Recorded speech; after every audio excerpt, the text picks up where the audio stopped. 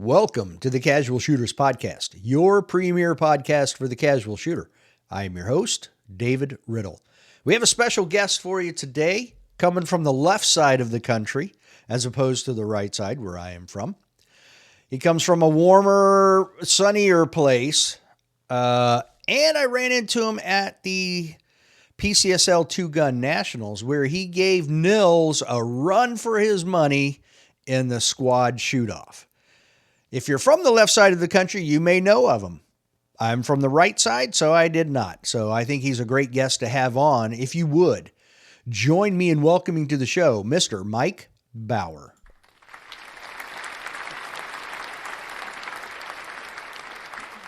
Well, the audience likes you, Mike. How you doing? I'm doing good, man. I need to get that sound to play on every door in my house. every time I walk through, just yeah. There you go. Everyone rise. Oh yeah, I love it. I love it.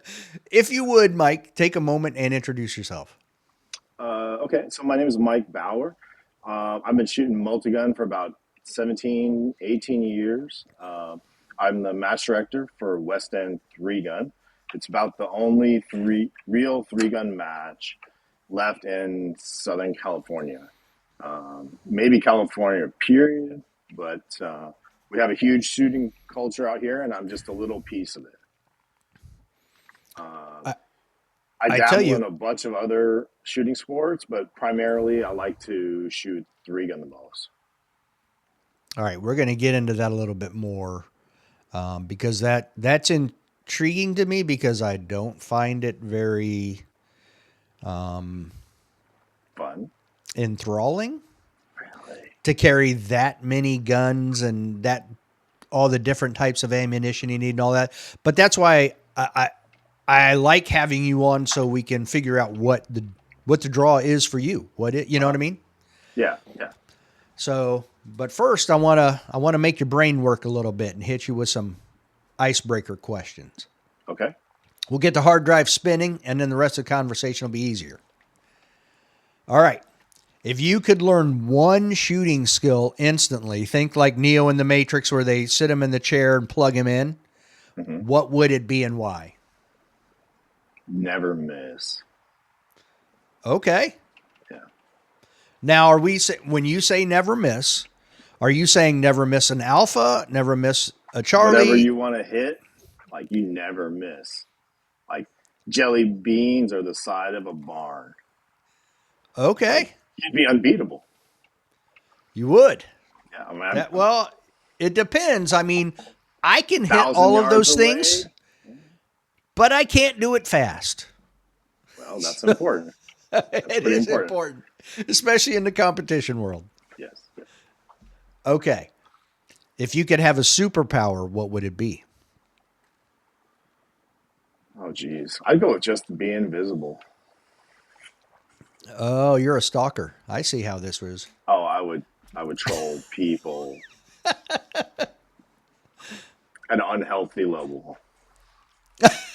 I like it. Be all my friends, and we'd just have fun. Like it'd be a good time. Yeah. You'd be hanging out, and all of a sudden, like, where'd Mike go? There he goes again. Yeah, like I just move everything in their house. Just like move the car in the garage just for years. Oh, that would be hilarious. All right, you're the first person to say be invisible, and now I'm liking it. All right, I'm liking it. Okay. What is a food you will never get tired of? Either burritos or pizza. Okay. Interesting. Why those? Because they hit all of my kinks. Okay. Yeah. Look, I live in Southern California, so we have proper Mexican food here, and it's amazing. And I go other places, and it's terrible. So I get that. Yeah. I'm from Texas originally, which is really Tex-Mex. I like Tex-Mex too. I do Mexican. too.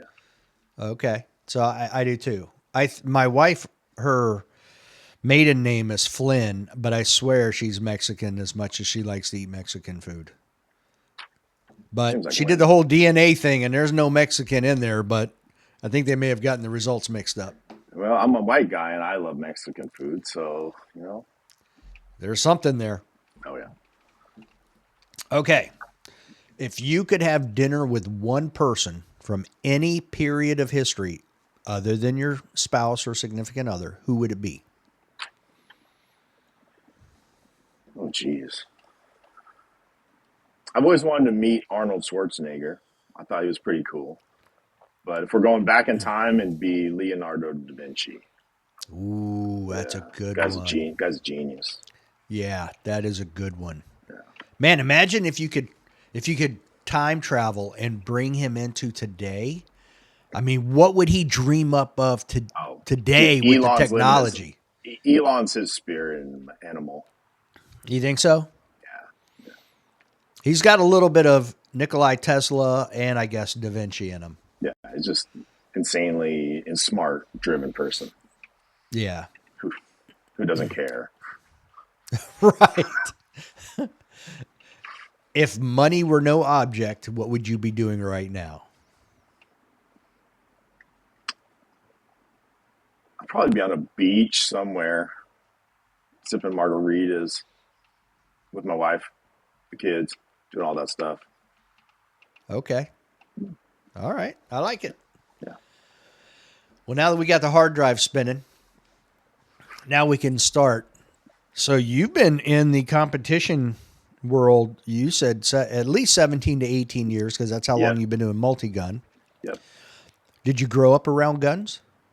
I grew up on a farm in Henry County, Missouri, as a planker. So I used to shoot Ruger bolt action 22, and I must have shot 60,000 rounds to that thing. So that's kind of how I grew up. We'd bird hunt and stuff like that, but never really competition too much. Okay. Yeah. The little bit that There I you go. did do was silhouette shooting with my uncle and Harold Pilot from Sierra. But I didn't know he was like a big deal at the time. He was just my buddy's uncle. Yeah. So like small bore silhouette type stuff? Yep. Yep. How did you And like big that? bore. Oh, It was boring, but it was fun to watch. Like it was engaging, believe it or not. because of the steel? Yeah. Yeah. Like the knockdown aspect was fun. I think that's probably the only thing that this sport is lacking from a fan standpoint. A viewer, live Yeah. streamer. It's Yeah. you don't get that instant feedback. Yeah. Have you seen any of the NCAA rifle stuff? No. So that's also interesting because it's static. Oh, the air There's rifle. the air rifle. Yeah. Have you Oh, seen yes, that? I have. I have. Yes. Yeah. Okay.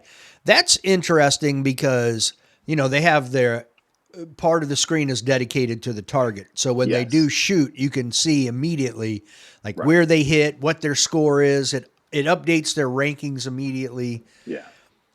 And that's where I think this sport is it's much more difficult to capture that. I think that's in the future, believe it or not.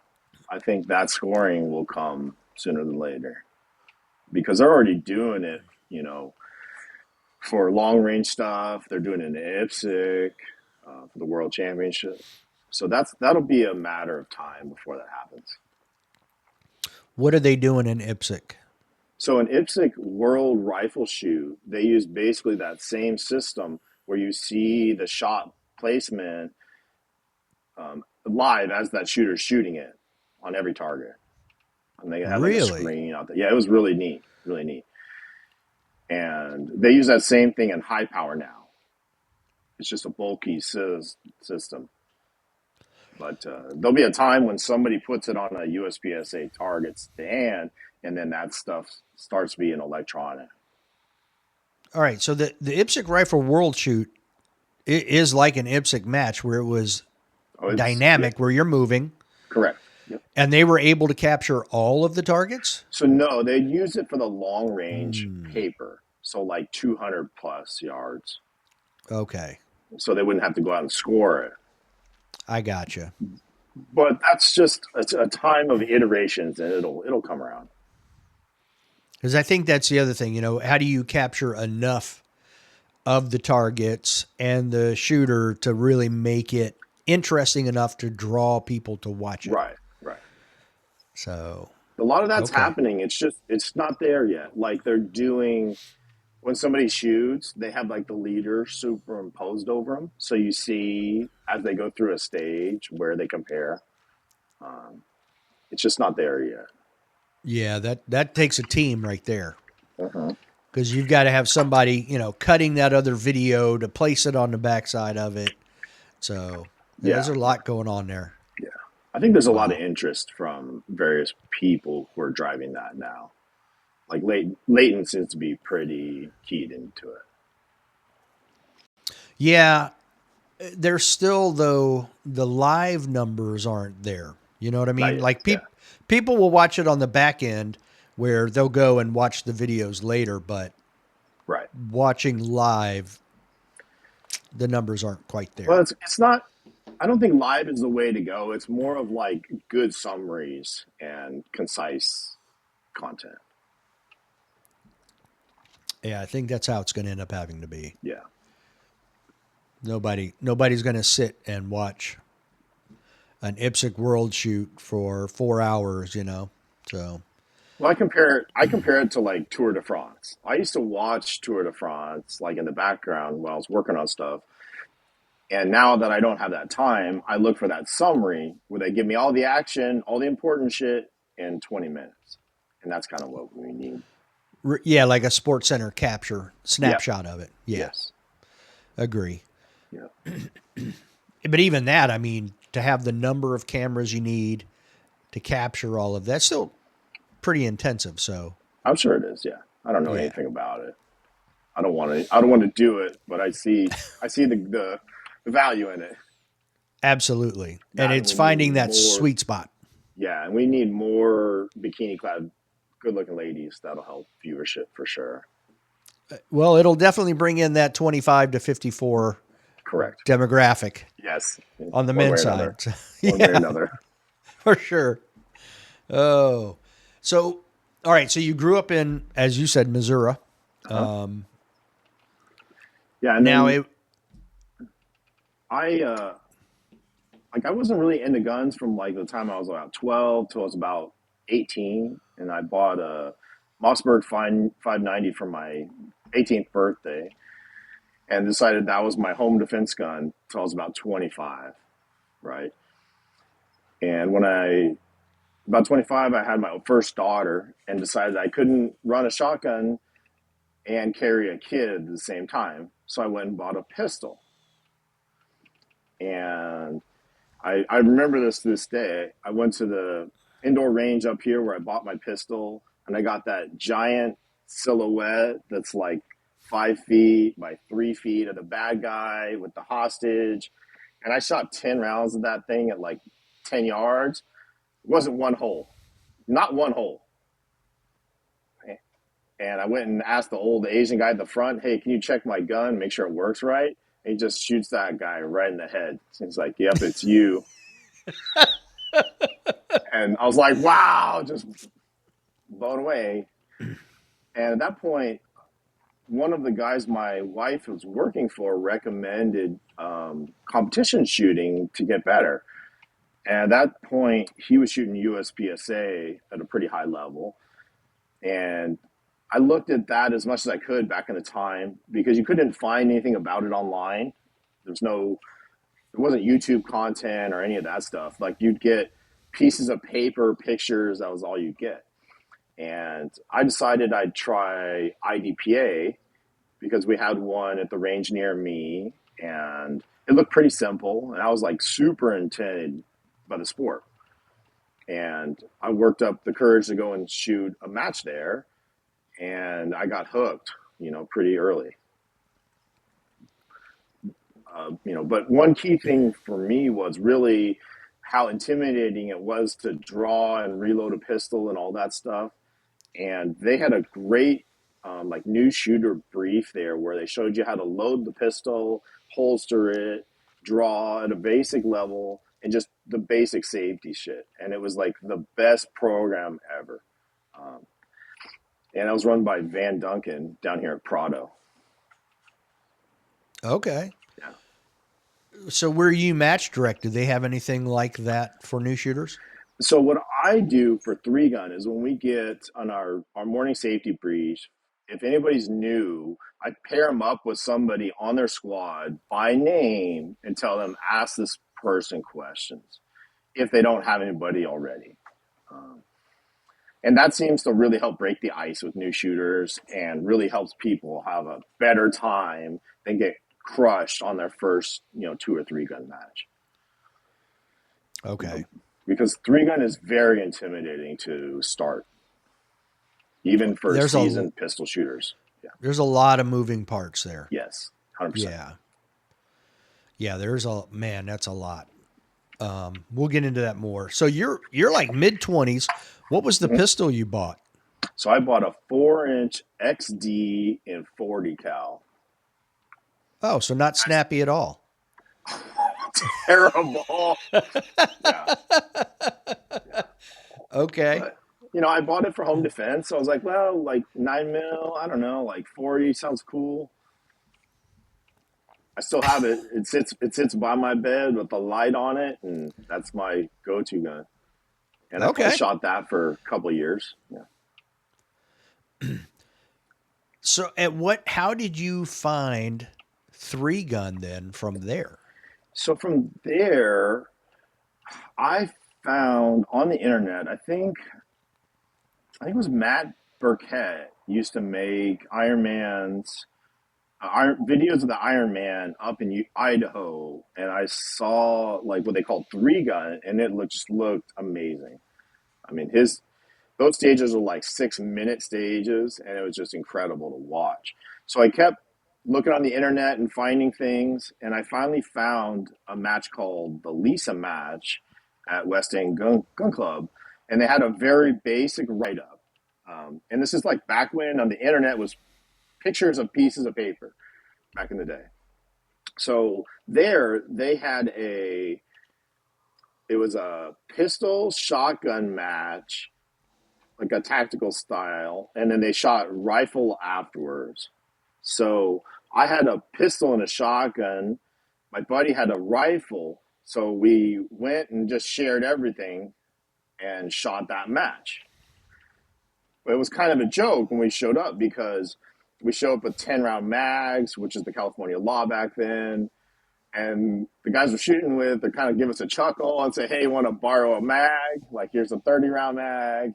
And that match got me hooked. Like, that was the adrenaline dump I needed. Yeah. Like skydiving. Okay. Really? Yep. Like, I haven't shot a three gun match, but I have jumped out of airplanes. That's just dumb. Do something safe like three gun. Okay. I might have been thrown out of a couple in the military, but that's another story. That's different, but yeah. And it just, for me, it just like gave me the competition aspect with the physical aspect and a place to channel all that rage, like right. For 6 minutes at a time. Well, not at Iron Man stages, but these are like 30-second stages that we used to shoot in a minute and 20 because we sucked. Yeah. Right. Yeah. So how long of shooting did it take you before you bought a rifle and then you had everything you needed? It didn't take long. I think I started building one almost right away. I'm trying to remember when this was. See, it's 2015, 25 right now. So this is about when it was hard to get AR parts. It was like the Obama era. So I started building one, but I couldn't get all the stuff right away. Okay. Yeah. Well, it doesn't help the state you're in either. So that makes it difficult. Not really. No? Yeah, it's harder now, but back then it was like you just go buy a lower that has a serial number on it and you put the thing together. It's like Legos. Okay. It's like anywhere else. All right. It's about to change, but we'll see. Yeah. Well, hopefully the Supreme Court will get off its ass and It won't. do something. That's what I'm afraid of. It Yeah. won't. It'll stay the same. Yeah. That's the downside of living where everybody vacations. Oh. Yeah. So let's go back for a minute. You shot Sure. IDPA. Hmm. Now, did you shoot any Steel Challenge, any USPSA, anything like that before Three Gun? I let's see. I didn't know about Steel Challenge, so I didn't shoot that. They used to shoot a Wednesday night or Wednesday afternoon match that I'd shot. It was kind of like a mix of paper and steel. And then I tried an outlaw action pistol match, um, where it was like USPSA, but they had one stage of shotgun, which is always weird to me, but it's fun now. Um, and then I really got into multi-gun pretty like once I found that Lisa match, it put me with the right group of people to figure out where all that stuff was happening. Yeah, Okay. yeah. And I Now, would what still did you? shoot pistol matches, but not if there was a multi-gun match. Okay. So Yeah. that would take priority. Oh yeah. Okay. What did your training look like when you first started getting into all of this? I didn't really, I wouldn't say train as per se as we know it now, but I would go out and shoot. Um, like I didn't have a lot of money back then, so I had a 22 pistol. I'd shoot quite a bit. Um, and I always struggled with long range rifle steel, so I started shooting paper at like 200 yards. So shoot 10 rounds, hike up the hill 200 yards, realize there's not one hole on it, and can do it again. Kind of, here's Yeah. a pistol all over again. Yeah. So back then, there was no knowledge transfer like we have today, and people would keep knowledge very close to the vest. Um, the closest thing we had was like a Noveski VCR tape where Rob Ramiro and some guys showed, some pretty good tips, but that was it. So without that knowledge transfer and the internet really not having all the information that it does today, Yeah. how did you get better? Just brute force and volume, and getting little tips from people who were better than me. And what I always tried to do was be a valuable squad mate so that people would always help me out, as much as I could. And I got a lot of tips from people, but I never understood a lot of them. Like they'd say do X, and I didn't understand the why and the story behind it. Okay. Yeah. I never really put it together until I started getting more formally into training. How long was that? How long were you into shooting before you started getting A more long formal? time, like a really Oh, long time, probably 10 years, 8 years. I burned a lot of rounds just shooting like shit, but that was kind of how everybody shot back then, you know? right. Yeah. Yeah. Interesting. Like the Mike Bauer of now would be world champion of 15 years ago, in three gun. Okay. Yeah. Now, was that Way did. in that? And so, in the last roughly 8 years, then you've come a long way. Yeah. What has your training looked like since that time? Well, probably the key first thing I got was I got an offer from Ken Nelson to come and go through there and like in training and an instructor course program after I had won a certificate through the Tactical Performance Center, which he and Brian Nelson had built with Ron Avery. And I explained like I had some time in my hands, like I'd be willing to do it. I didn't have a lot of money, but I had the time at that point. And I finally got, some proper training from really phenomenal communicators, which is what I need. Not per se phenomenal shooters, but phenomenal communicators, like Ken himself. Phenomenal coach and communication ability of how to do something technically. Maybe not the best himself at doing it, but he knew how to explain it better than anyone. Okay. So I went through probably half a dozen of their instructor building programs and did some part and work for them and learned how to train myself as well as other people. Okay. You know, and since the past 7, 8 years, the training segment's gone like through the roof. So you can find a lot of tidbits of knowledge from a ton of different people really easy now. Like the guys who come up now, they have it easy. Like it's you just find the information and execute. I had to unwind a lot of bad habits for years. Okay. Yeah, years. I gotcha. Yeah, Did it take the 10,000 reps to undo all it those bad probably did. habits? I spent like a year shooting like an absolute idiot before I learned how to pull a trigger. Okay. Like completely out of control. And Now, when you were breaking the bad habits and reforming new, better habits, was that mostly dry fire or was it an equal mix with live fire or mostly live fire? I have not been a proponent of dry fire, since probably the last 2 years because I didn't know how to do it right. So I did everything pretty much live fire, and I only shoot, once a week. So that's when my progress really took a long, long time. Had I been doing it every day with dry fire, I would have progressed much, much faster. Okay. I hate to say it, I don't like dry fire, but it works. It works good, and it's It does. very cheap. And I feel like I enjoy shooting shotgun, but I don't enjoy shotgun, rifle, pistol all in the same match. It's just a lot. But I have dry fired with shotgun just to keep up skills without going to the range. And Yeah. man, it is great. Now, would you consider dry fire just loading? Because that's what I do, like only load. Oh no, I'll pull the trigger, rack, Okay. transition to another target, pull Okay. the Yeah, trigger, that rack. works. Yeah, almost very similar to like a USPSA pistol stage, but with rifle. I Right. mean, with shotgun.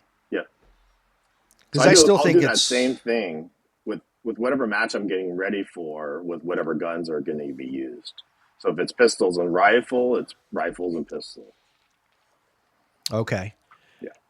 I still think that shotgun is one of the best home defense guns just because the sound of racking the slide, I don't care who you are or where you're from, you're like, that, I know what that sound is. I disagree with you. Really? The only thing somebody's seeing from me is a flash. I'm not giving them any advance notice. No Well, when warning. I had kids in the house, I did. So, Fair enough. Yeah. I don't want a boyfriend coming in. yeah. So, yeah, we had three sons, so I she have had one, I daughters. have two. So, yeah. Yeah, a little different. Yeah. So, when when in between marriages when I was living alone, I only kept the knife beside my bed because if Oh, anybody came in, it was going to be personal. There were no lights coming on. I wasn't going to use a light, and yeah. it was going to get personal real quick. Yeah. That's kind of why I treat a lot of stuff now. I used to Yeah. be, I used to be more, not such a hard edge. Now I'm pretty hard line on stuff. Really? Yeah. Is that what being a father did to you or life? Yeah. And I stopped really caring um, about certain aspects that I can't control. And Mm-hmm. the ones I can control, I'm going to draw a hard line. But Okay. I'm a nice guy. If you ask everybody, they'll disagree, but I'd rather not do that. I'd rather Right. just go drink beer and And have fun. and have fun. Yeah, Yes, all day absolutely. on the beach. That's why I live by the I'll leave you alone, you leave me alone. We'll be happy Yep, forever. yep. 100%. If you, all right, so for the new people that come to West End Gun Club to shoot a Mhm. multi gun match, whether it be 3 gun, 2 gun, whatever, Yep. if they're new, what's the one bit of advice you give them? To just show up and let the whoever's doing the check-in or the match directing know it's your first match, and if you could pair them up with somebody that would help them out, that's the best thing you can do. And to not pair them up with somebody who is a dick, like somebody who is Mm, coachable and knows how to deal with people. And okay. understand it's going to be intimidating, and you're going to be fire hosed with stuff. Okay. At the end of the match, that person's leaving and they come to you and they're like, look, I really enjoyed it. I suck. How do I get better? What do you Yep. tell them? Well, I tell them like I was there at one point too. I usually share my pistol story with people because everybody finds Okay. that funny. Uh, I encourage them to come back always and just shoot more matches. Right. I also do one-on-one training with people, but I don't usually do that a ton with brand new people. Okay. So there's a lot of options for people. But most of the time with multi-gun, it's seat time is what people need to get comfortable with the sport. Because you can give them a lot of information, but they can't use it because they're so out of their element, they can't absorb it. So they just need the time on the stage. Yeah, they need to acclimate with everything that's going on. It's like if you lived in a cabin by yourself in the woods your whole life, and then you go to Disneyland, it's a huge change, and you need to adapt to that. What's happening before you can really like start to improve. Yeah. And I don't know that you would improve at Disneyland in the 4 or 5 days you're going to be there. There's always some people who do. It's insane. Like there's a couple autistic people every year that just come up through the ranks at an insane pace. So we're back to Elon again, huh?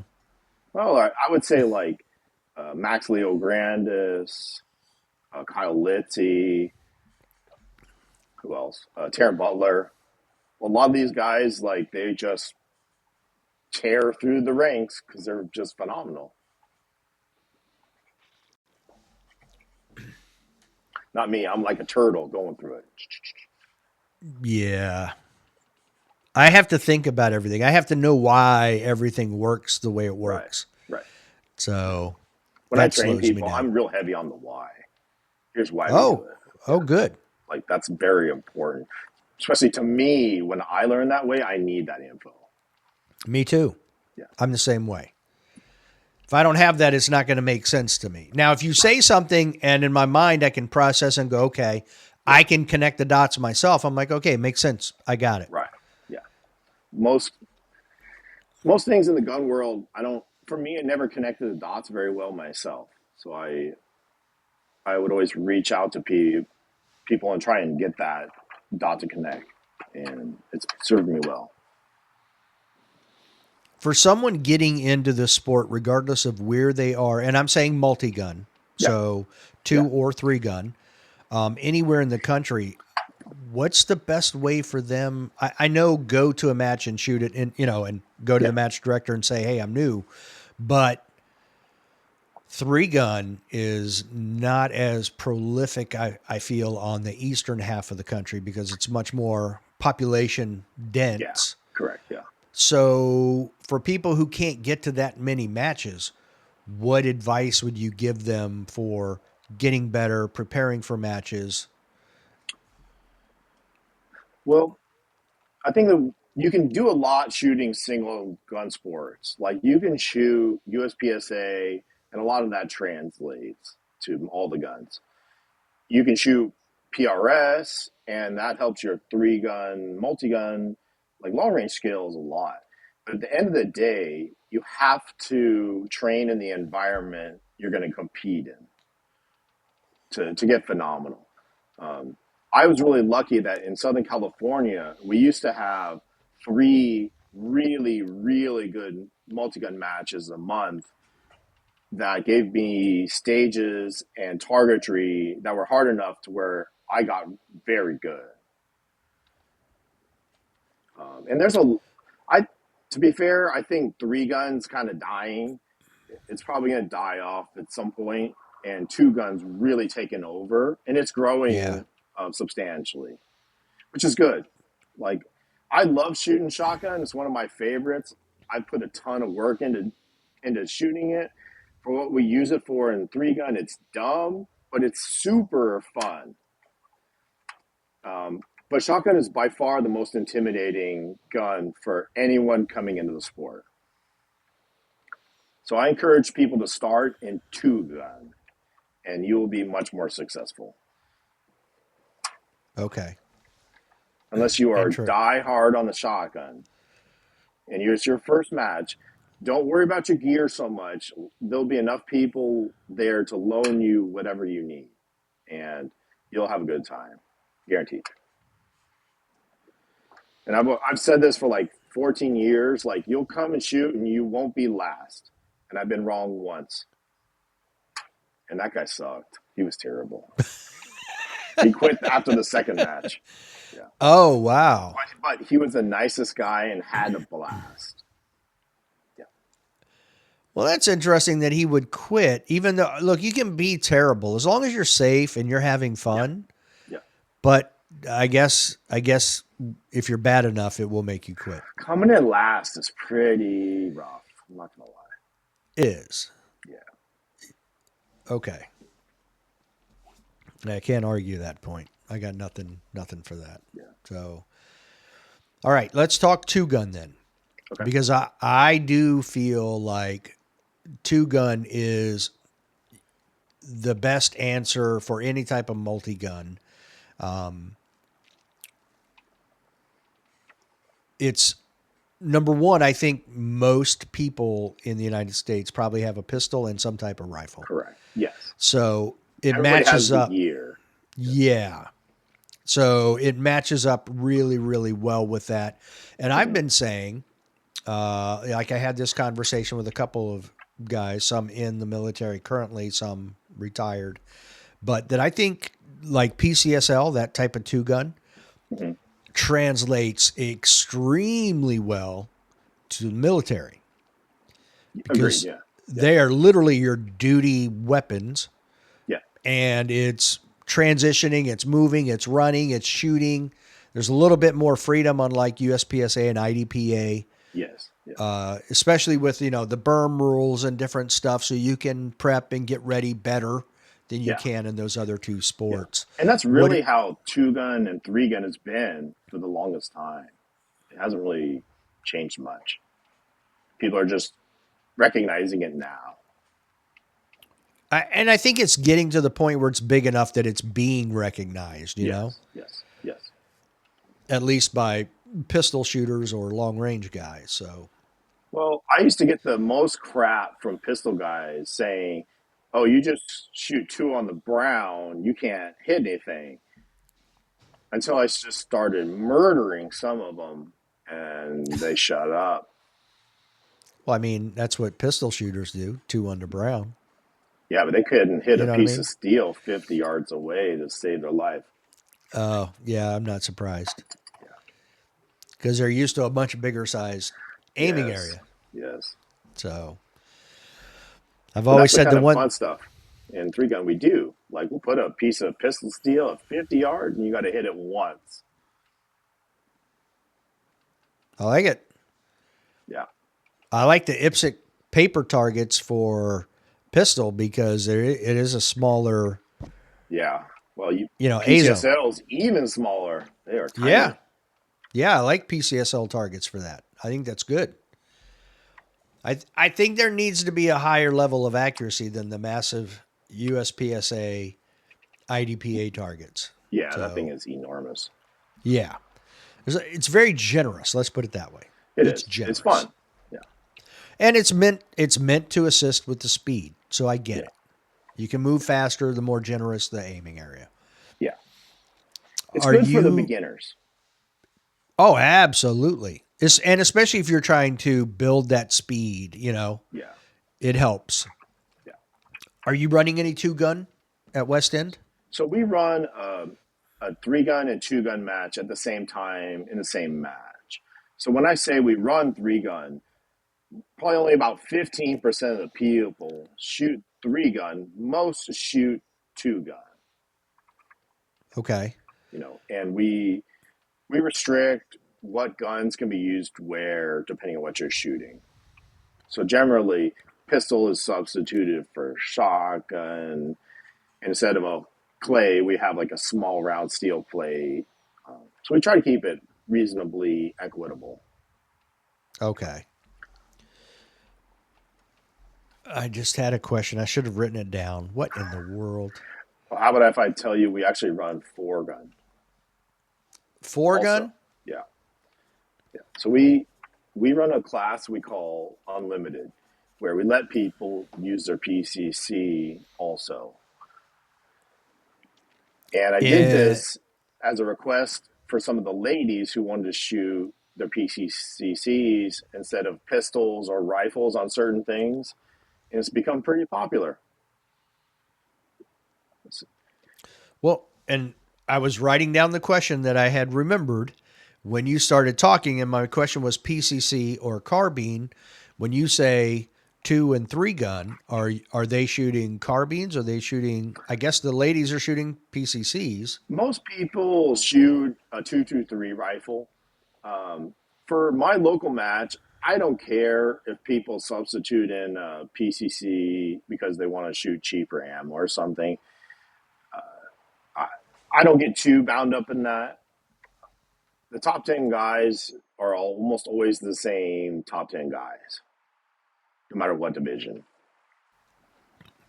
Okay, just because their skills are translating to whatever it Correct. is they're Yeah. shooting. Yeah. Yes. Yeah.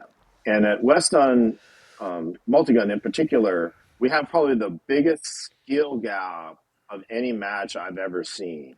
So we have people like um, Joe Farewell, like Kyle Litzy, Brian Nelson will show up. Like I'm not a pushover. And then we have guys like all the way down the bottom who's like, we have one guy who shoots, I think he's 78, and he just gets on, does what he does. There Typical was match, we get about 80 shooters max is all we can support in a day. we had a guy out here was 84 and shooting PCC at the local matches. Oh, yeah. Yeah, we got I mean, he wasn't lots of those fast, dudes. but Yeah. yeah, absolutely. I mean, just for getting out and doing that is pretty impressive. Yes. Yes. And that's part of why we made that division was so the old guys had a chance instead of just getting run over and holding up the whole stage. So we gave them an Mm, advantage that they wanted, and it's worked out. okay. Yep. Have you guys been running any PCSL type two gun? We don't. We run UML rule set, which is a pretty defunct rule set that Pete Rensing created, and I still think it's one of the best rule sets out there. But it's still two on the brown. The reason we don't do hit scoring is it just takes so much time scoring everything and setting up the tablets correctly. And if I have one off, it's screwed up. So that's a jump I haven't made yet. Okay. I'm not sure I'm going to make it. I'm just going to see how the sport develops and adjust accordingly. PCSL Nats this year, was that your first PCSL match? No, I've shot, I think, almost all of them except for one when I was in the hospital with COVID. What are your thoughts on it? The I thought it match? was a this year's match in particular. Well, just PCSL matches in general, and then we'll get to Nats. Um, I like the format. I like the aiming, especially with the rifle. The way match match the stage designs are and that stuff, I am not good at that format.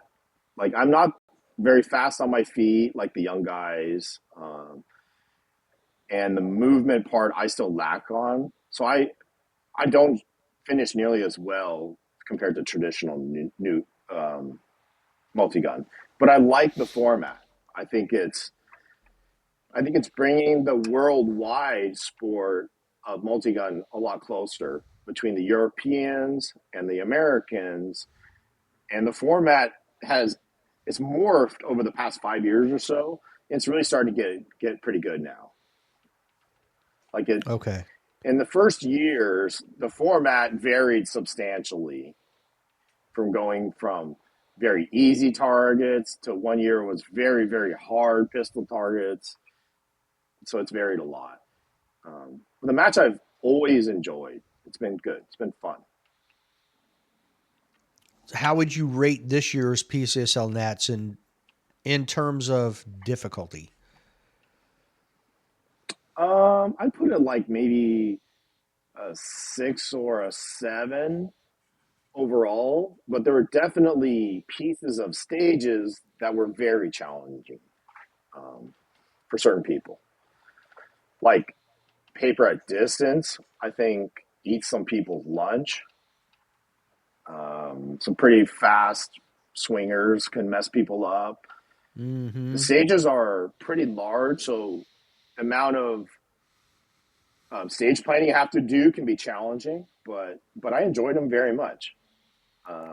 My favorite though was the man-on-man shootoff for the squad. I think he really came up with a great idea to give regular paying customers a phenomenal experience at zero cost. 100% agree with you. Yeah. And I want to come back to that. But what I want to go back to the stage planning because Kyle Litzy even posted something. He said that he was struggling with the stage planning, that some of the stages for him were confusing and trying to, well, memorizing a stage plan. Yeah. So, Yeah, it's not so easy. It's not easy. no, especially, when you have targets for pistol and targets for rifle, Yeah. now we're getting much more complex. Mhm. So, how did you find that for this year's PCSL Nats, and how do you deal with that as a competitor in the moment? As a competitor, you should not deal with that in the moment. I spent 6 weeks training up to this match, just learning where to shoot on the piece of paper, and then training visually on the exact targets so I know what to expect visually. So when I say in years past, I've always struggled when I swing the rifle to a white piece of paper. I would pause momentarily because, like, oh, it's a no shoot. So I had to train that out so that it just becomes Mm. automatic to do, right? So you don't ever want to go into a match and experience, I don't know where to shoot or what to shoot. And I actually did experience that this match with the new turtle shape.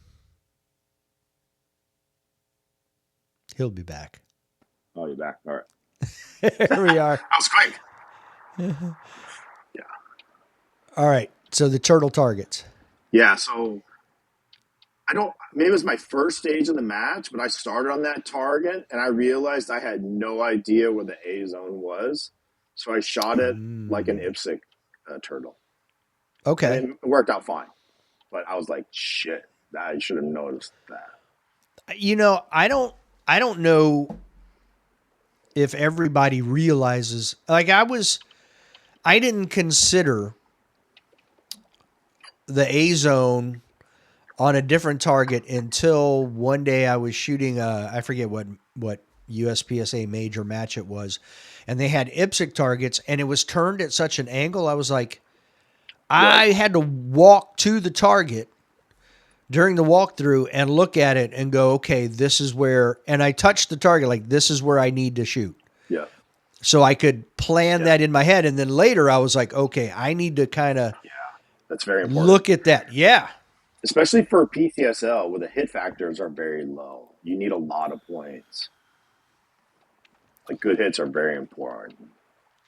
So when you are shooting a stage Mhm. and you're shooting carbine in a multi-gun match where points are critical, Right. how much confirmation are you getting with your sight that you're where you need to be?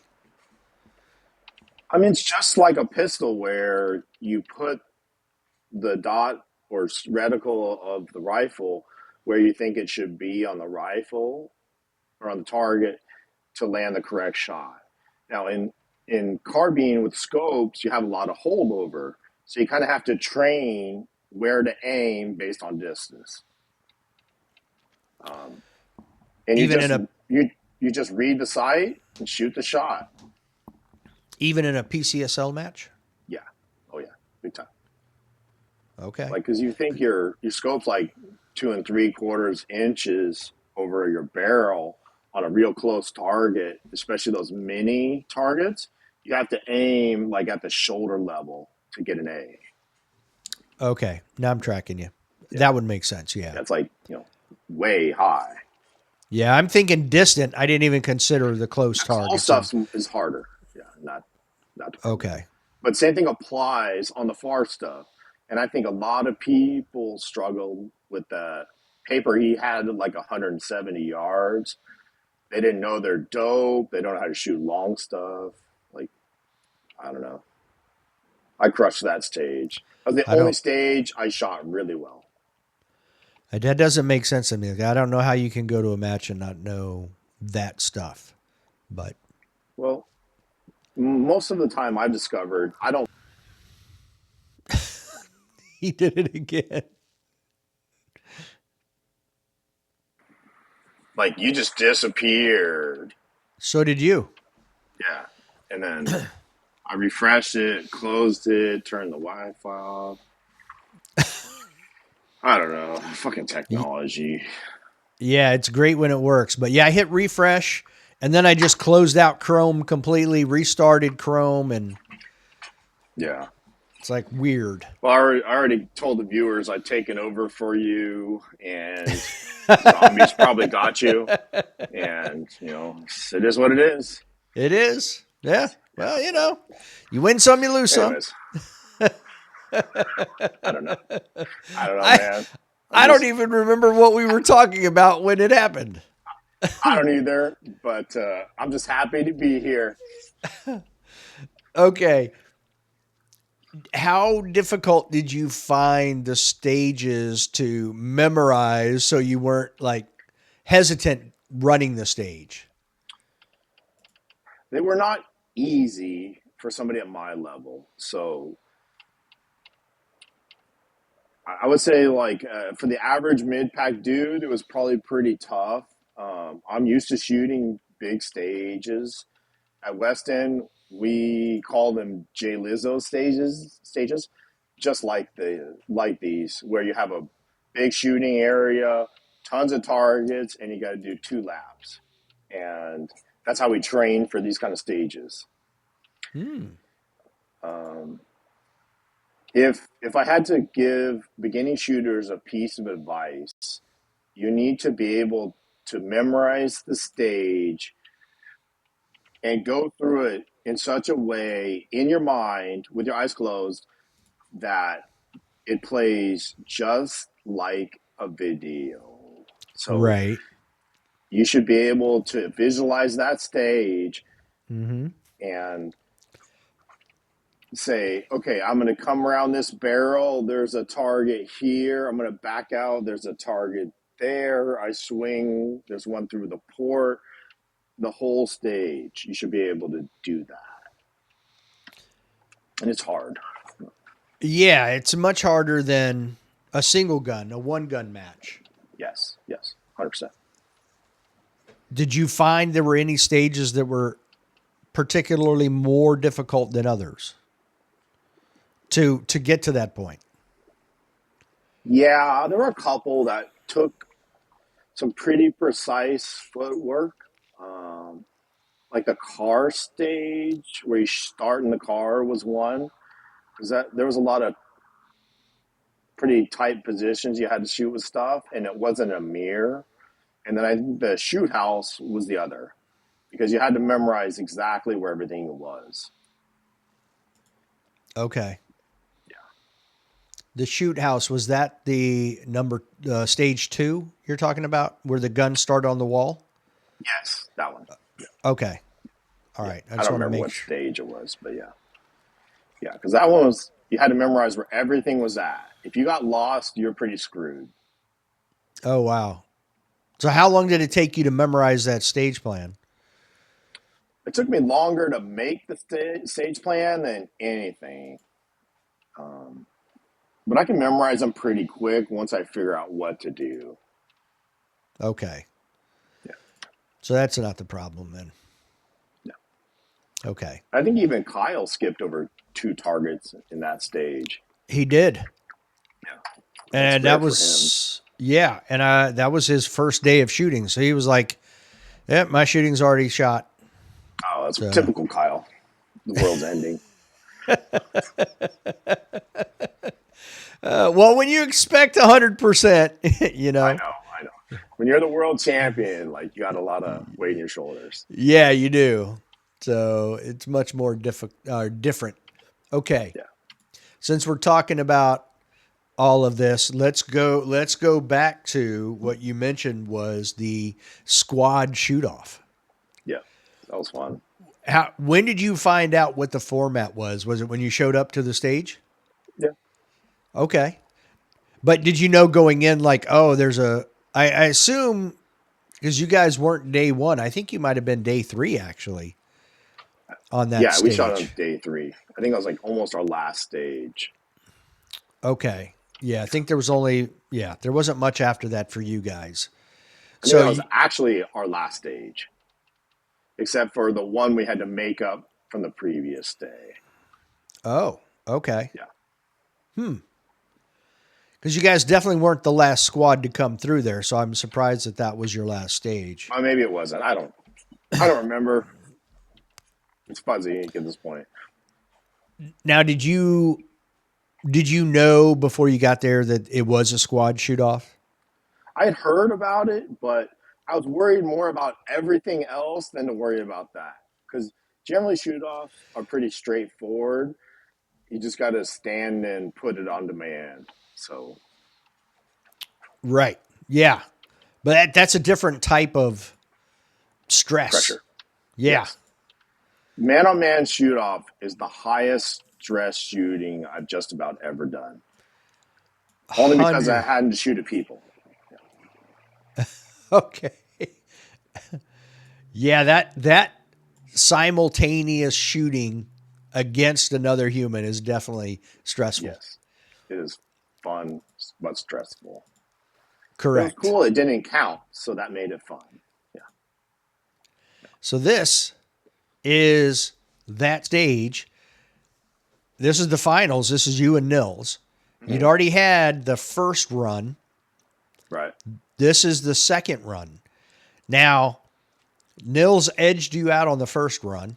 So when you're going into this and you're right there, you're walking to the start position here. Hmm. What's going through your mind? Just do your job. Like, I don't really think about stuff on something like this. I just focus on the task and try to shoot it clean. Okay. I mean,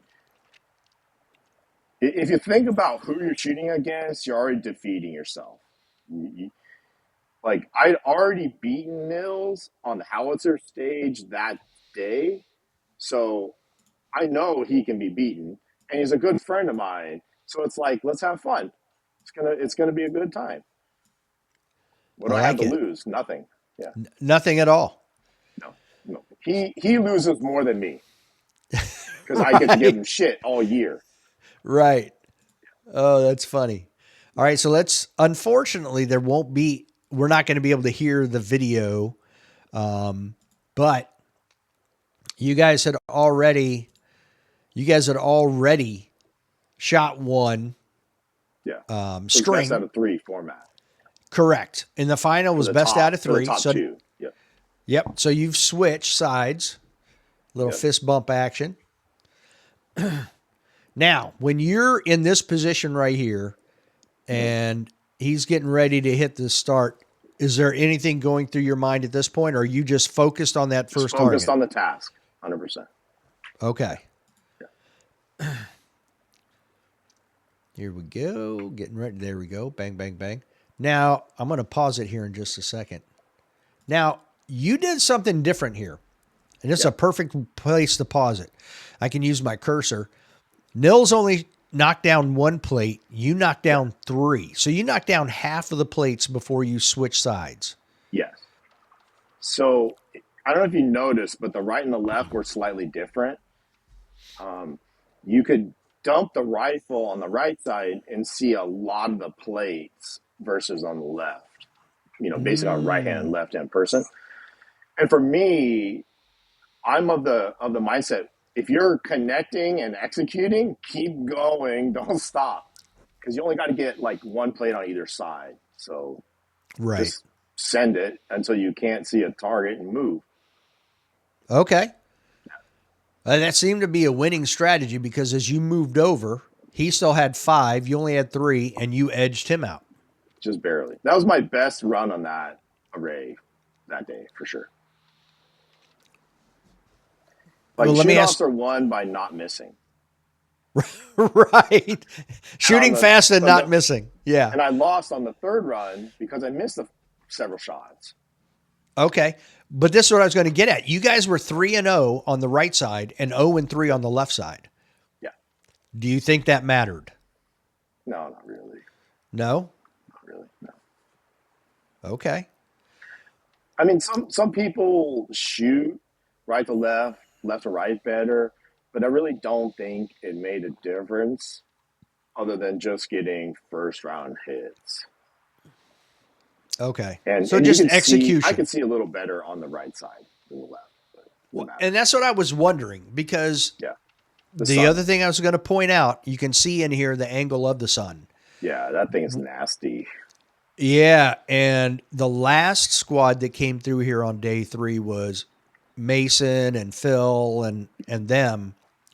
And that sun was low. Like that's where I felt like the left side was definitely at a disadvantage because you're looking more towards the sun. Yeah, I mean, the sun is brutal at that range all day. I mean, it's just nasty. So if you shoot less rounds, there's less smoke you got to shoot through.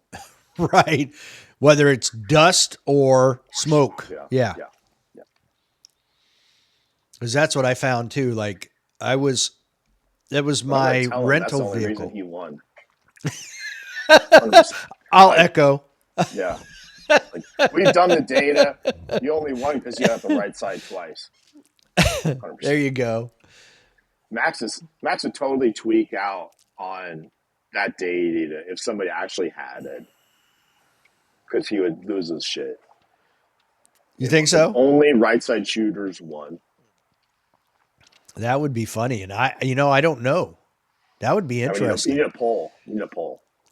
You know what? I've got a day and a half of streaming that stage. I could literally go back through, watch it all, and then come up with the stats. That would be, I think, hilarious because I bet you it's probably that right side now that you bring it up. I bet it is too. Now, I mean, having sat there for that long and watched it, I'm willing to bet it's the right side. Get Tom Castro all spooled up on it and just cause a bunch of chaos. But at the end of the day, it was super fun. I would love to do it again. It was fun. I told Max, I was like, every match needs to emulate that because that was by far. I mean, you could see every squad that came through. They had a blast. They had a blast. And not only did they have a blast, but it really ramped up the competitiveness in everybody, you know? Oh, yeah. Even though they're having fun and it doesn't matter, there were still people like, oh, they got pumped. Yeah, it was fun. It was very enjoyable. Yeah. Especially if you make it through a round, you're like, ooh. Yeah. Well, I have an episode with Mason coming out that he and I just spoke last night, Hmm. and what he really liked about it was if you go to any other major matches, the same people are going to the Shoot award, offs. Yeah.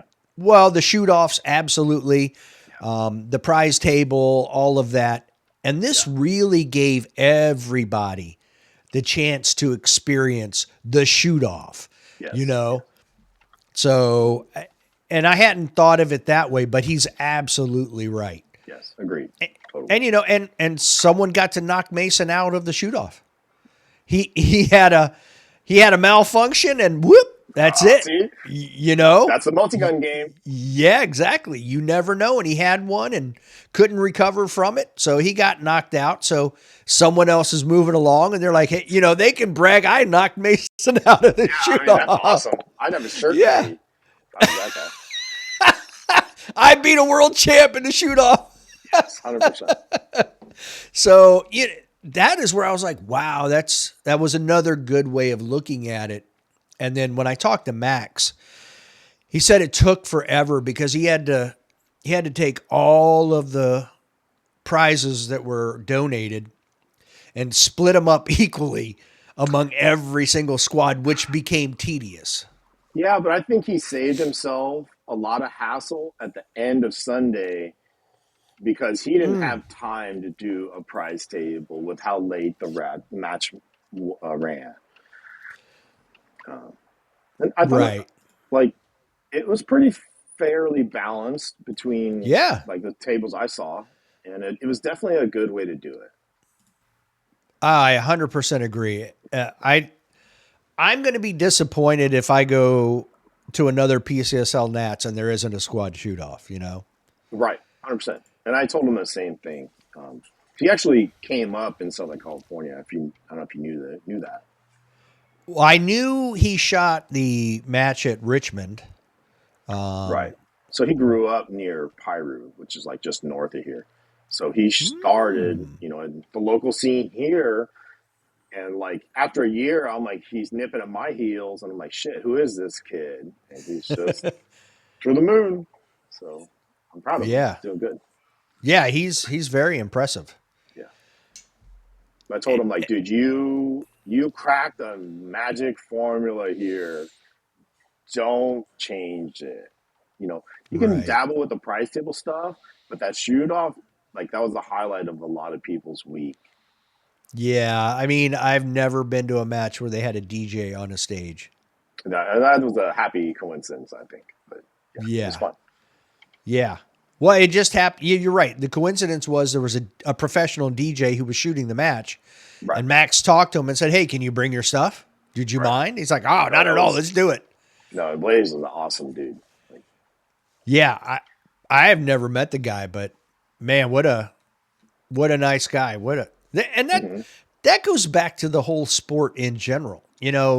2 gun, 3 gun, pistol, whatever you want to call it. Everybody being super friendly. There's always egos, but everybody's super friendly. This guy, oh sure, I'll bring my equipment up and Mhm. be a DJ on a stage. Yeah, So yeah, pretty impressive. I agree. Everything about it was neat. Yes. He needs to do the basic same format next year. Take that stupid wall out. Take the wall out Take the wall out. I don't know, but I don't know. It made it on interesting, but it was a little weird. on that shoot off stage. Yeah. Okay. So instead of making you move, just shoot, dump the gun, shoot. But like box to box, I think keeps things pretty good. But Oh, okay. like So typical Max does everything different, and it worked out great. So let's do it. okay, so you would have just left the wall out and just make you move to another box and then finish there. Right. Okay.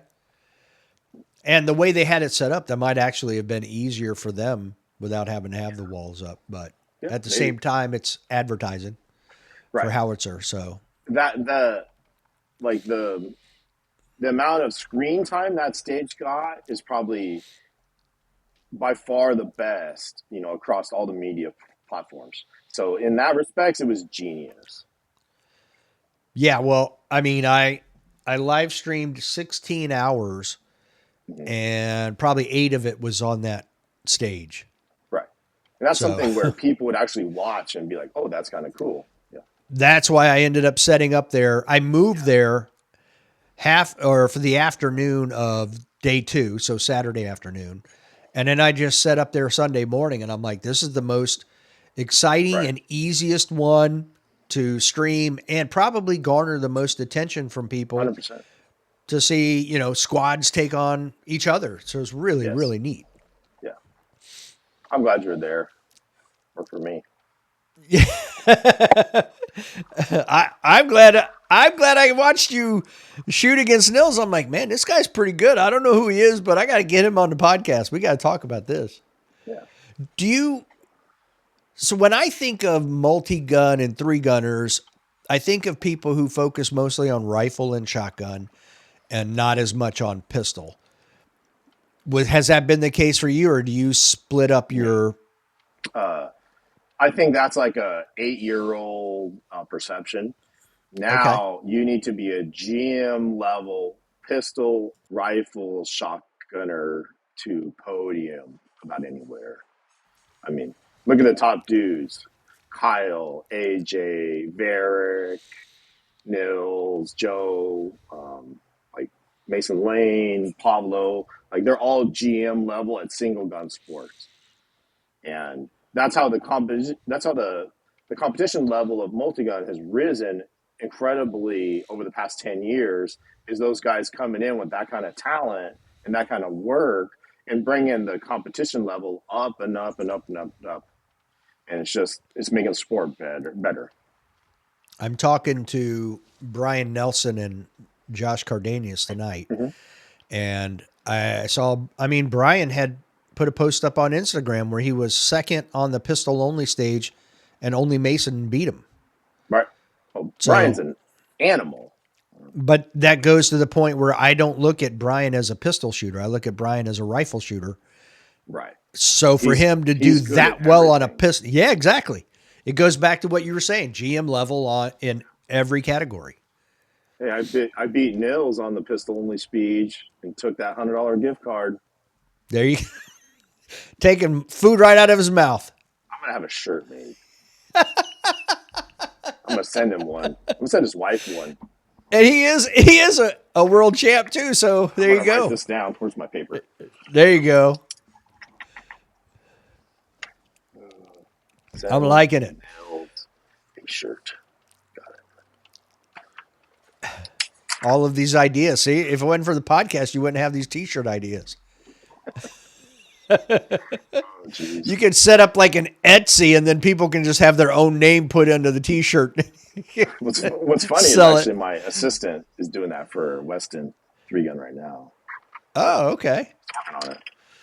Cool. Yeah. So for Weston, I have a couple assistants, Mike Zingali and Joe Sewell, and Mike runs all of our social media. Like I don't do any of it, and he does a great job. So so he's like, "Hey, let's set up some swag." I'm like, "Dude, just do it. I don't care. Have at it. Just keep it PG. Like we're good." Okay. That works. Yeah. You said three gun is dying and I agree. I don't see a whole lot of three gun out there anymore. You think two gun is the way it's going. Do Yeah. you do you see is or have you seen because you have a different perspective of the competition shooting world than I do.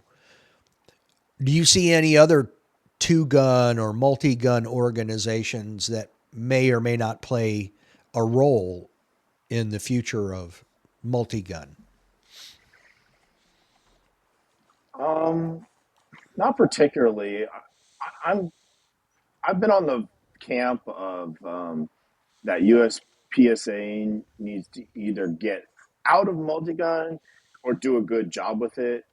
I think like Adam Maxwell's did a good job with the match doing that stuff, but when USPSA doesn't have somebody to run it for them, it's gone, and they've always treated it poorly.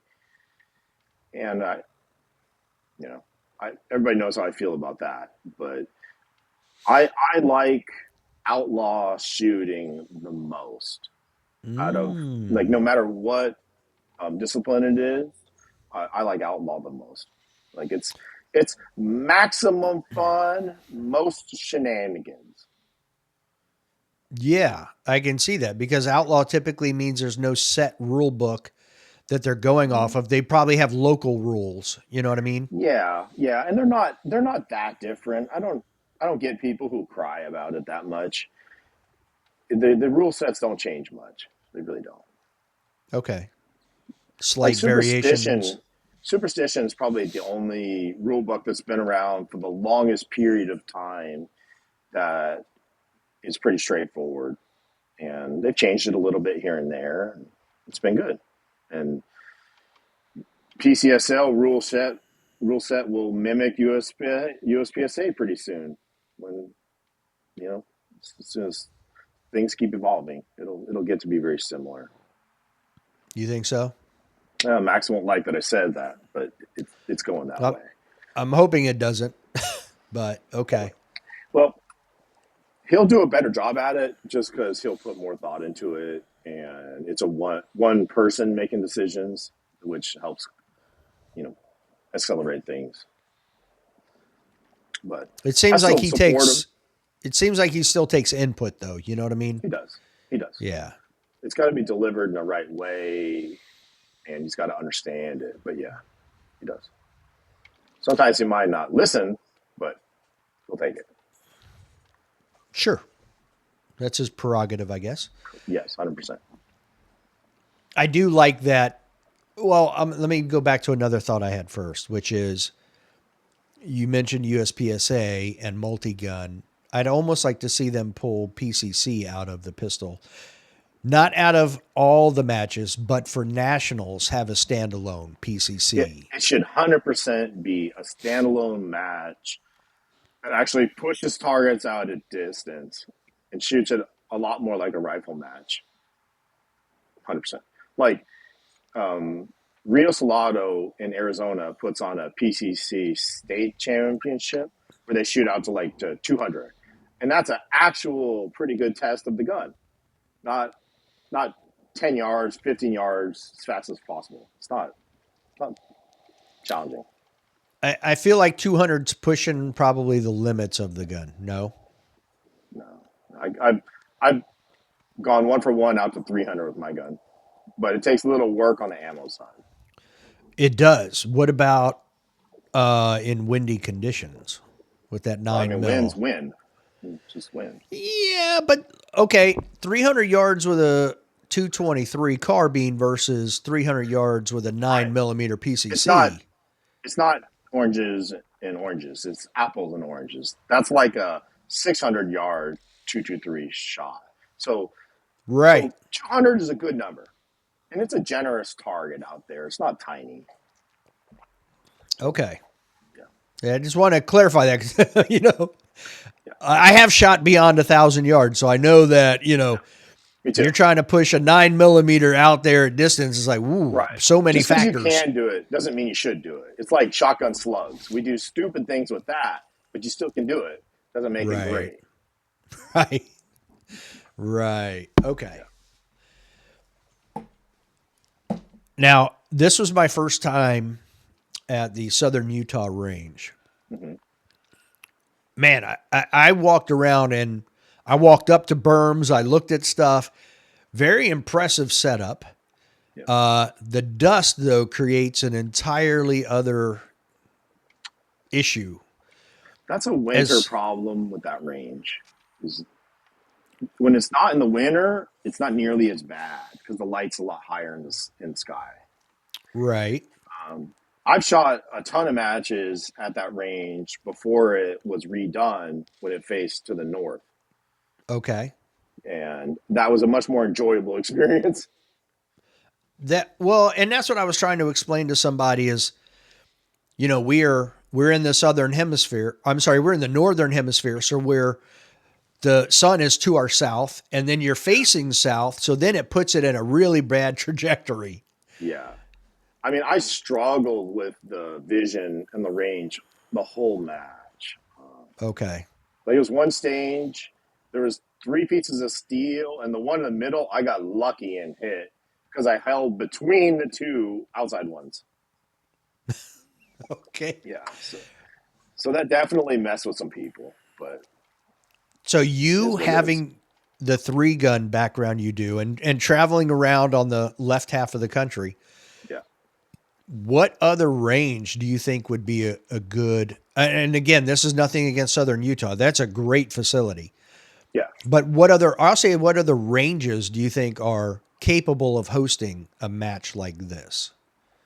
Well, the And previous years he had it at the Prairie Fire Range in Pahrump, which was a facility, great facility, except for it is wicked cold in the morning. But I think St. George is the best overall location for him. The infrastructure for the range, the amount of housing and restaurants and food places that are pretty close. Like Pahrump, the drive is wicked far. ridiculous. Yeah. Yeah. And I think him not really having a home range, that's the best place for it. I'd like to see him pull it like to a different time of year, a little earlier in the year. But I know the schedule's full for all kinds of things, so I get it. I run Right. matches, so Yeah. uh, Yeah. I've heard he is looking at trying to do it earlier in the year, which I think yeah, I agree with you would be good. yeah. The problem is like October's packed full I know. already. Um, September's just as packed. And really half of November is gone when you add in Right, Thanksgiving. So, right. I mean, for me, my wife's birthday was on Sunday of the match, so I oof. already took a hit going. Right. Okay. Now, how far you being in Southern California, that being in the southern southwestern tip of the state, how far was it for you? It's about 6 hours, but they're an hour ahead in the winter. But it's an Mm, easy drive compared to Phoenix, with a lot less traffic generally. Like we just go straight up the 15 and get there pretty quick. okay. I drove from Virginia, so it wasn't quick at all. Jeez, Yeah. That was 3 days, that's 34 that's hours past of driving. that's past my physical abilities. Yeah. I was like, I'll break it down into 3 days. I did it in 2 days coming back. Oh, But yeah, I nice. suffered, I suffered the consequences of that one. It took me a couple days to recover. Yeah, But yeah, it's just equipment reasons why too much stuff to try to fly yeah. with. That makes sense. That makes sense. Yeah. So unfortunately I had to drive, but okay, I was curious because I was like, wow, this is man, the bays were nice. And Yeah. there were a crap ton of bays that weren't even being used. I mean, I was like, this place is huge. Well, that's a problem with the that that's a county owned facility, and it's Mm-hmm. split by like five or six different shooting clubs. And there's some clubs who cannot play with the other clubs. Like there were bays that are chained off and they are Yeah. never used. So that's Oh. it's political, and I know the history behind it, and it is what it is. You know, I would have Interesting. I would have really liked to see a lot more longer shots in the match. Like I think he should have had a lot more long range stuff in the bays. He could have had long range stuff because I think that's a skill set that is well under tested in this match. Okay. Well, I was going to say when you said well under tested, I was Yeah. going to say yes in general, not just that Yes. match, but Yeah. if you're doing if carbines are allowed, then well, Yeah. let's I Yeah. think 300 yards is good for carbine. I don't know It where you is can do that though. not in that range, but Right. you can use a half size target at 100. Does the same thing. It chops people's egos real quick. Right. Now, Prairie Fire would have been interesting because you could have easily put a couple of steel I was way like, out dude, there. come on, let's shoot out to 400 or 300 at least. Come on, like That would have been fun to I get it, watch. yeah, and it's fun to do, but And I'll tease Max about this all day. PCSL's built around the things he's good at. He can't shoot long range and he can't shoot a shotgun. But if he applied Okay. himself, he'd be able to. Right. But at this point, no, he doesn't. But I also thinks that helps it be a better sell to new shooters as not being super hard. So I see both sides. Have you seen any additional multi-gun matches popping up in California or southwest area of the country? Yes. So there's one in Yuma that is the same day as my match, which pisses me off because I'd actually drive down there and shoot it. But that's an actual PCSL format match. So Okay. yeah. All right. What's the future for Mike Bauer look like? Oh, we're gonna take over the world, Pinky. I like it. Um, no, you know, I'm kind of in a weird place. I'm at 46, so I have to work a lot harder physically. Is that my dog? It's got to be. I have to work a lot harder to beat these young guys physically than I ever have. So I'm actually going to try and make the senior rifle team in the next um, iteration or two. And I think I have a pretty good chance of doing that. The only problem is everybody else who's good is going to be in it too, almost. But Okay. What is that 50? The yeah, age? 50 for IPSC. So Okay, right. I won't make it this year, but next one I could. Okay. Did you go to Finland for the other? No, I just don't have the time or the money to travel for that kind of match at this point. I'd really love to, especially when you add in that you have to shoot 4 or 5 qualifier matches in addition Mm-hmm. to that. It's just not something I'm financially able to do right now. So Yeah, that's if you want to make the team. I guess you could do it. You could request an individual slot just to shoot it.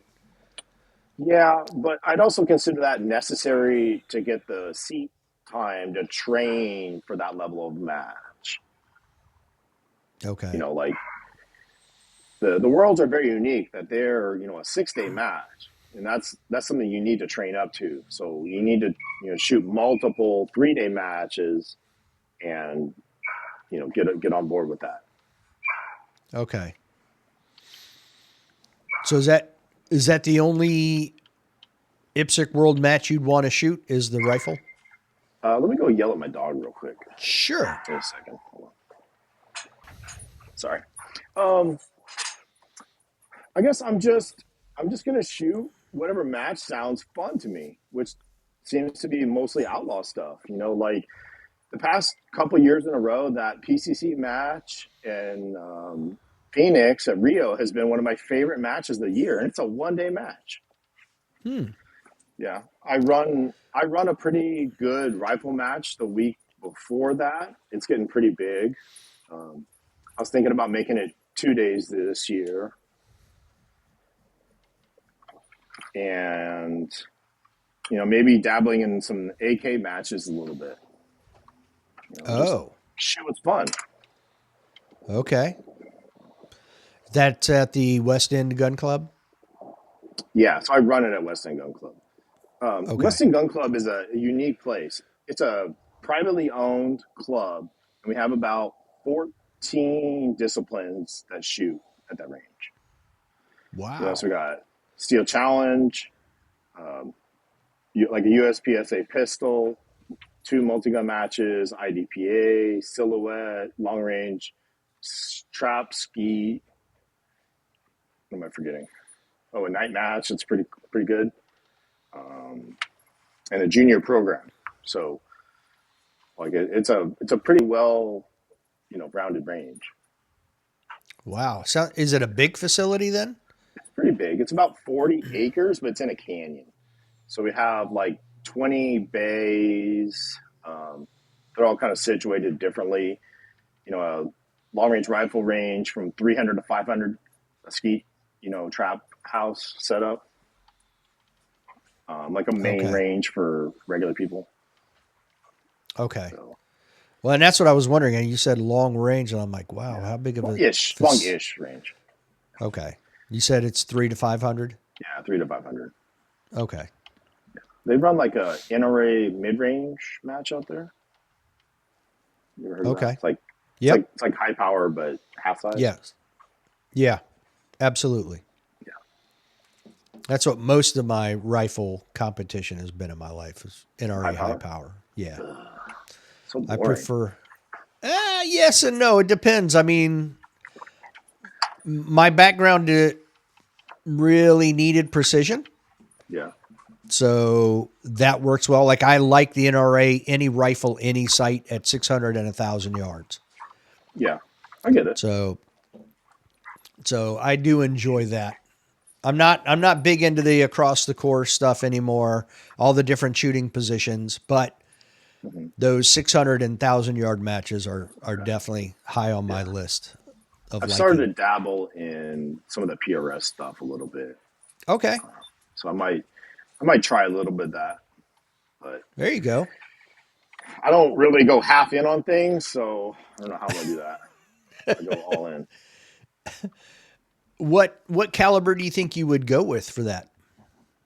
I have a couple 6.5, Okay. and I would just shoot that until the gear holds me back, which is I've found is generally not that big of a Right. deal. Yeah, I agree. And that's what I would use as well. I've got a 308 and a 6.5, but I'd use a 6.5 all day. Yeah, I definitely wouldn't use a 308. No. Nope. If I got serious about it, I'd build a 223 trainer and actually get good because you can shoot a ton of volume for not a lot of money, and they're See, I very think accurate. I think I'd buy a 22 trainer. The same thing, or like a Voodoo Yeah. 22. Yeah. Yeah, Because you can push, that out to a couple hundred yards, 300 yeah, yards if you wanted, yes, and really cheap ammo. The gun's yeah, not cheap, but the ammo's cheap. right, yep, And you can put you don't have to put a high end piece of glass on it. Decent piece of glass to work out to 300 yards and you're good. yeah, that's a good point. Yeah. Yeah, we had one of those matches at West End also, NRL, 22. Oh, So, really? so yeah, we actually have a loaner gun that people can use for that. It's like production division. It's like a CZ bolt gun. It shoots really Right. good. Yeah, I they shot make it. good rifles. Yeah, I shot it. I beat a bunch of people who were butthurt about it, but it was a good time. I enjoyed messing with people There's very another much. t-shirt. Yeah, yeah, it was fun. So many t-shirts. Well, Mike, that's all the questions that I had. I asked all the follow-up I wanted to ask. Okay. Was there anything you want to add before we call it a day? Um, how do you think we grow the sport? Oh man, that is such a question. Um, I think there's a couple of things. Like there are people willing, like you mentioned Leighton. Hmm. Like I did some live streaming here. Jay Slater's been doing some stuff. Yeah, There are people wanting to do it. I think part of the issue is getting the match directors at these bigger matches, whether it be nationals or like an area or like a regional match. So like an area match for hmm, USPSA and whatnot, to actually advertise that there will be streaming or media and where it can be found in the match book. Because so many times I've been, oh, I didn't know you were, who are you? Where can I find it? And I'll yeah. tell people they have no No, idea. And they're at the match and they have no yeah. idea. You're totally right. You're totally right. Yeah. As a If, match director, that's the last thing I want to deal with. But I right. totally agree with you. Yeah. But all you have to do is put a blurb in the match book. Hey, like a media section. Social media, yeah. Yeah, here it is. Here's the link. Here's where you can find it. And then Hmm. everybody would have it. And the people who don't shoot the match, a lot of them still look at match books. Yeah. So they would see it. I think that's I think the biggest thing is, and Tom Castro and I talked about this at the shoot off stage, is Hmm. it's got to be a concerted effort with Yeah. everybody. Look, I was live streaming the shoot off at PCSL Nationals for USPSA. Right. And that was super hard to find. And I was trying And to find it. and the problem I had there is USPSA wouldn't push anything out saying this is where it's being live streamed. Yeah. Had they Not to done slander that, people, but yeah, I know. we can slander So organizations. that was frustrating. Yeah. And everybody knew, and I'm like, that's where I'm like, everybody's got to be in on it to help it all happen. Yeah. Well, So there's guys like Tom Castro and Hunter Constantine who I think are doing great work on the social media. Like, yep. I like to watch it. I hate doing it. I just I'm not good at it. I always look fat on camera and I got a double chin. So I really appreciate that those guys are doing it and you guys are doing it. And, you know, Yeah, and it goes back to what we talked about earlier is, people what they're doing is the after the post match video yeah, stuff, the documentaries like Hunter's doing yeah, and different stuff. And that's what people are really feeding into, much less the actual live right. stuff. Well, I thought Tom did a great job, kind of showing stages and Mm-hmm. breaking down like a stage. So I personally watched a lot because I wanted to see how it would shoot it, but I thought that was very valuable and showed people a good perspective. So kudos to him Have on you that. seen the ones that Jay Slater has done? Yes, and he also does a great job. Yeah, he does. He does a Yeah, fantastic job. yeah. I love his drone Yeah. like shots that he does. So Yeah, absolutely. yeah, And I think all of that is what helps, hmm But it's interesting you said that you've seen Jay's, you've seen Tom's.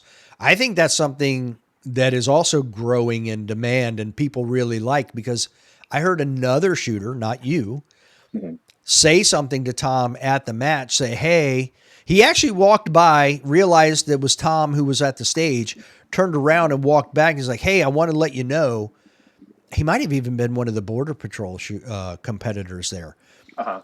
But Yeah, he said, "Hey, Tom, I wasn't able to get here early enough to walk all the stages, so I watched what you put out." He yeah, goes, "Thank you. It 100%. helped a lot."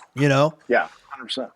And Jay's gotten the exact same feedback at Yeah, the Area 8 matches and stuff. So that stuff is definitely in demand. And that's where if everybody could just work together to push that information out, I hmm think that's how it grows. Because then, let's say somebody, I'll just use you, even though it wouldn't be you, but like Mike Bauer could then share that link with people he knows that might be, as a match director, who might be right. interested Yes. in this type of style match. Now they can go to the link, watch it, and then Yeah. that's that old freaking commercial where they told two friends and then they told two Yeah. friends and Yeah. they told two friends, and that's how Yeah. you grow the sport. Yeah. That's how I found out about the Falling Steel World Championship crew. Like those guys are doing great stuff. They're like that looks super fun. Come to the West Coast quickly. Come to the left half. Well, I mean, I've said this to a lot of people, and not a lot of people listen, but like the California gun market is equal to the entire rest of the United States. And we probably have more people shooting than almost any other state, even though like USPSA numbers don't really reflect it. You know, like we have 100-person match every day of the weekend, almost every weekend at multiple different ranges. Molly, stop it! What are you Wow. trying to get water balls? Oh, okay. Molly May, come here. What kind of dog do you have? This is Molly the Menace. Oh, okay. Is it a lab? So yeah, Black Lab. Okay. I've got my Great Dane sometimes makes an appearance and his head Oh will yeah, just show up in the video. more like here. Yeah. Well, we had three at one time, and he's about 160 pounds, and he's the smallest one of the three when we Oh had him. wow, yeah. Yeah. She's a really little lab. She's only like 60 pounds. I've never seen one so small. Okay. Oh, wow. Okay. Oh. Oh, no. Here we go again. Well, Mike got kicked out of the studio. I'm not sure if his internet disconnected or what happened, but we've been chatting. So thank you for listening. Mike, thank you for coming on. I appreciate it. I'll have to get you back on at another time, maybe in another year, and we can chat more about the multi-gun, two-gun scene and what's been going on in the year that we didn't speak. But it was nice meeting you at the match.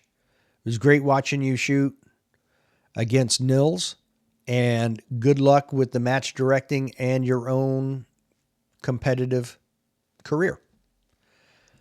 Thanks again. And everybody, thanks again for listening.